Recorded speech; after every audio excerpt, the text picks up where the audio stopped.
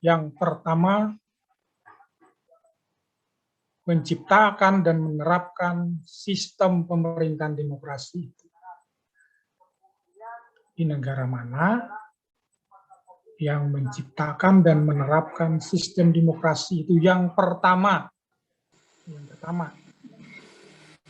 Izin menjawab Pak, ulun sarani negara Yunani kuno jujur kada Pak?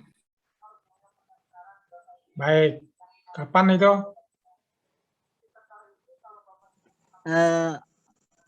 Pada tahun 400 sebelum Masehi ke atas Pak. Baik. Demokrasi.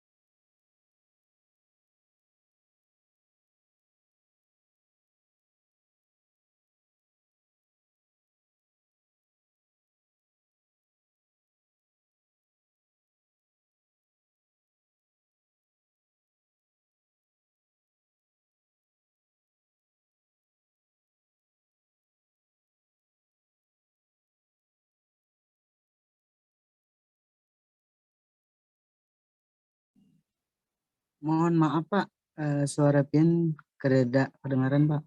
Oh baik. Oke. Baik, saya ulang pertanyaannya. Demokrasi itu dilihat dari arti kata atau dari etimologinya, maka demokrasi itu berasal dari kata apa dan apa artinya. Coba Saudara Suraya. Izin menjawab Pak. Demokrasi itu berasal dari dua kata, demos dan kratien, yang artinya pemerintahan dan rakyat.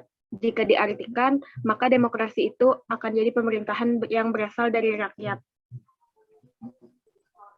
Baik. Ya, jadi kalau dilihat dari etimologi, demos tadi artinya rakyat, kritios artinya kekuasaan rakyat. Nah,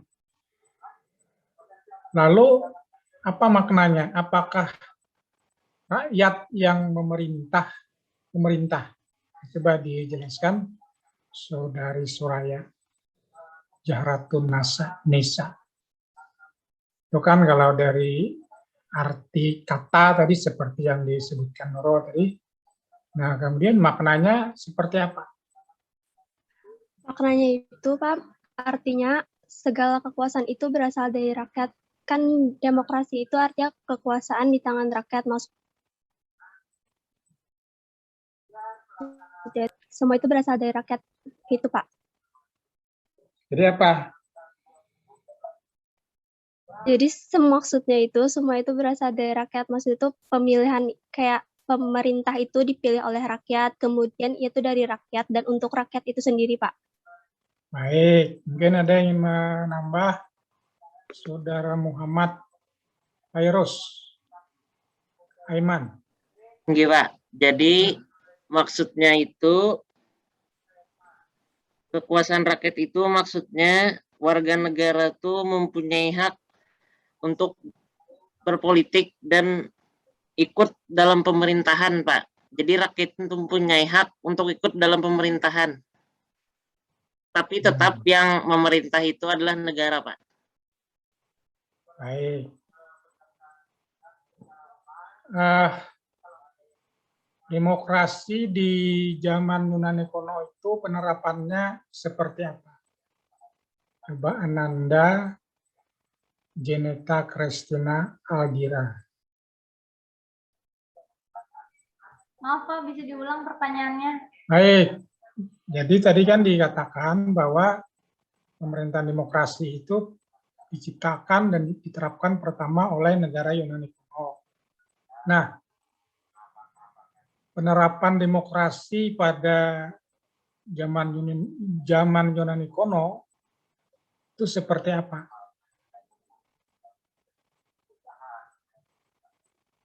Ini dibuka dulu mic-nya, ya. Yang saya dapat Pak, saat itu konsep demokrasinya langsung, yaitu ketika keputusan-keputusan politik dijalankan oleh seluruh warga negara.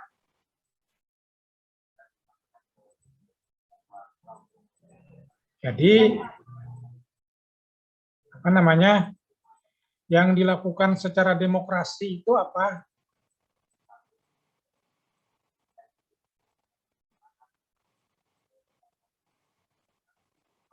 Maksudnya Pak?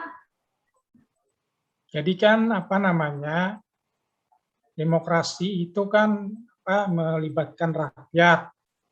Nah, kemudian yang dilakukan secara demokrasi pada zaman Yunani kuno di Athena, ya, kota negara Athena, itu apa aja?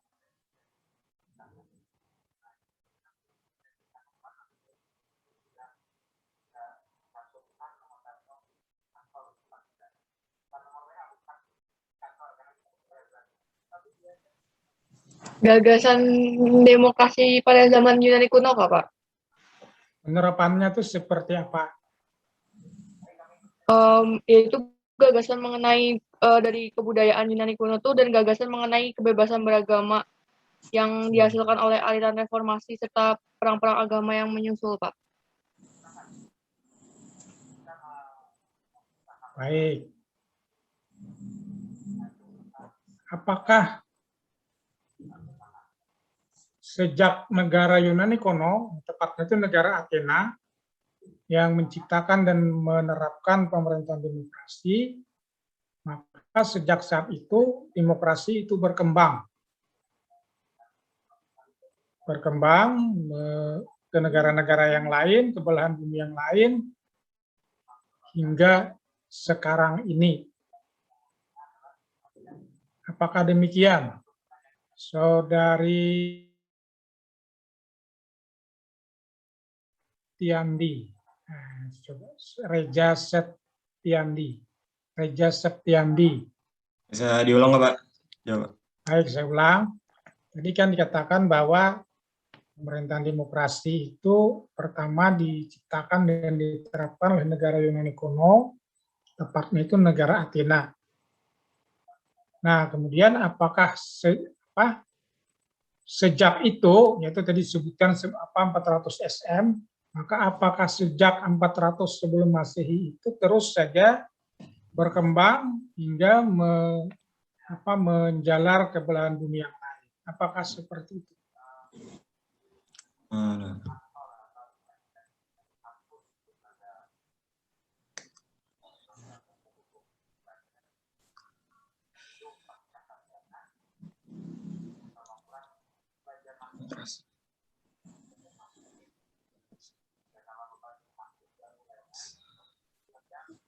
Gimana Saudara Reja atau yang lain?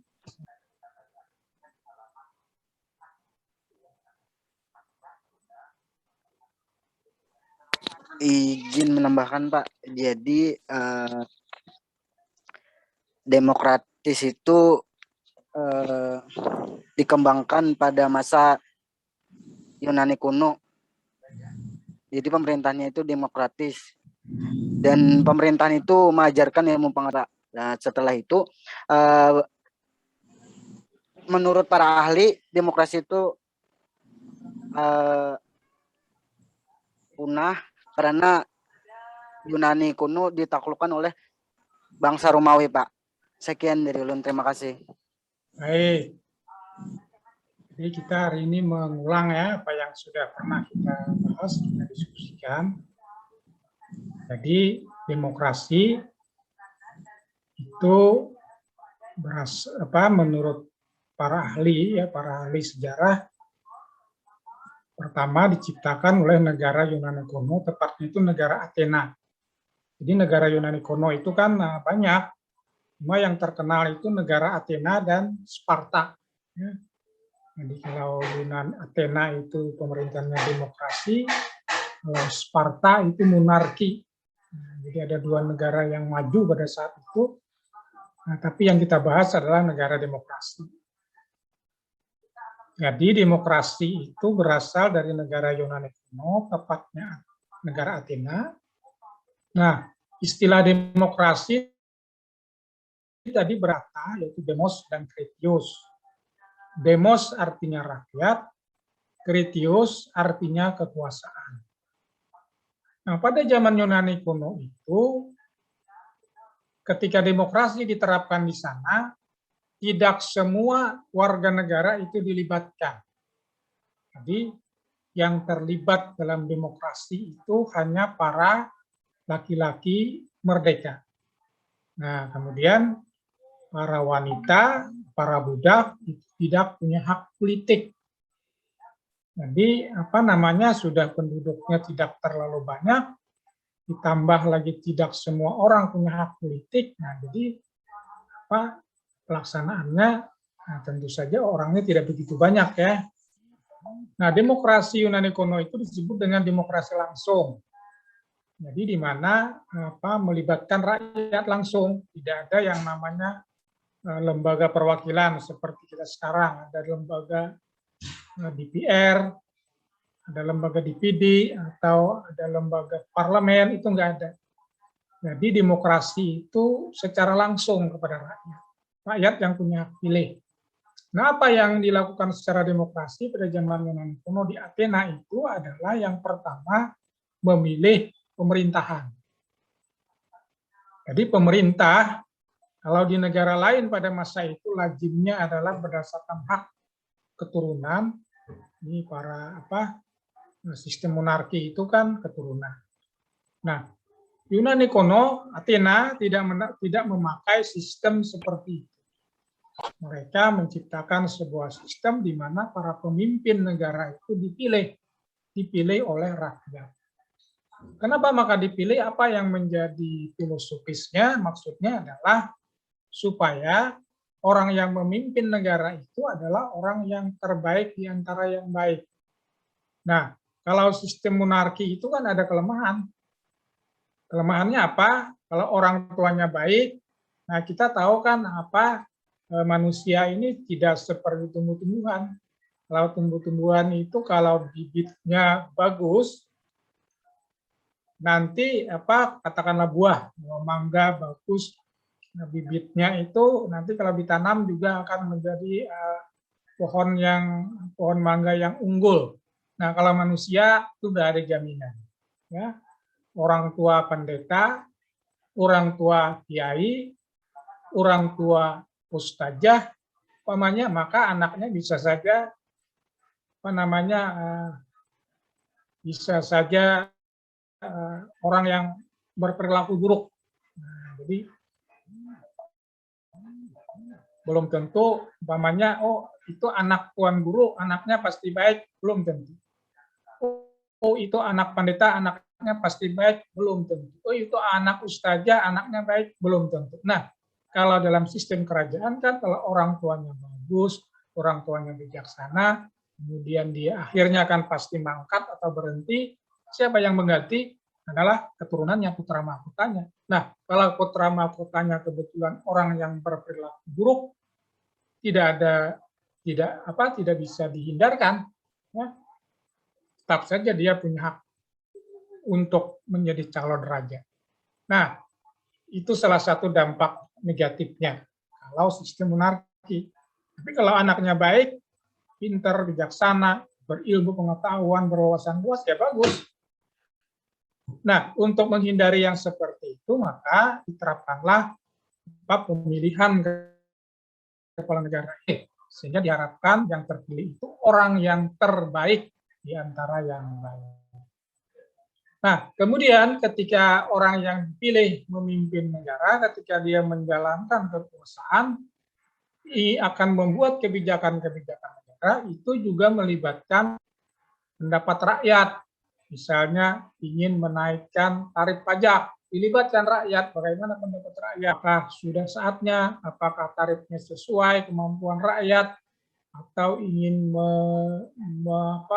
mengadakan peperangan. Nah, bagaimana, apakah rakyat sudah siap, apakah rakyat sanggup membantu, dan lain sebagainya.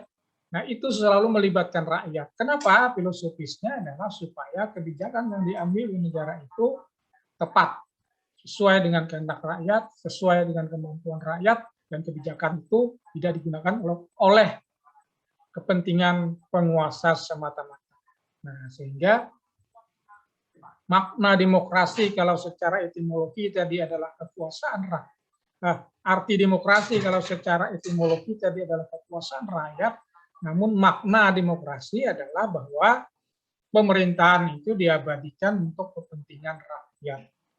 Di dalam pemerintahan demokrasi, yang memerintah tetaplah pemerintah, rakyat hanya sebagai partner dan memiliki hak untuk menentukan kebijakan-kebijakan politik. Nah, kemudian demokrasi itu tadi disebutkan 400 SM itu diinvasi oleh negara Romawi.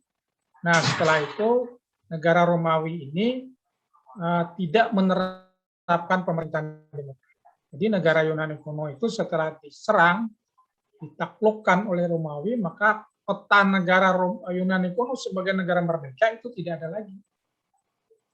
Nah, termasuk lenyapnya sistem pemerintahan demokrasi. Nah, pada zaman Yunani kuno itu banyak para filosof di Athena itu menulis tentang pengetahuan demokrasi. Nah, pengetahuan itu disimpan di perpustakaan. Jadi dengan kata lain, setelah lenyapnya Yunani kuno, demokrasi itu hanya tinggal tulisan. Hanya ada di dalam buku-buku yang pernah ditulis pada zaman Yunani kuno masih ada. Nah, kemudian demokrasi itu hanya ada tertulis di buku. Nah, baru kemudian setelah abad ke-14, di mana abad ke-14 itu disebut dengan masa Renaissance Eropa. Renaissance Eropa atau masa kemajuan di Eropa, di mana orang-orang Eropa itu membaca buku-buku lama. Buku-buku lama dimaksud adalah buku-buku yang dikarang oleh para filosof di Athena pada zaman Yunani kuno.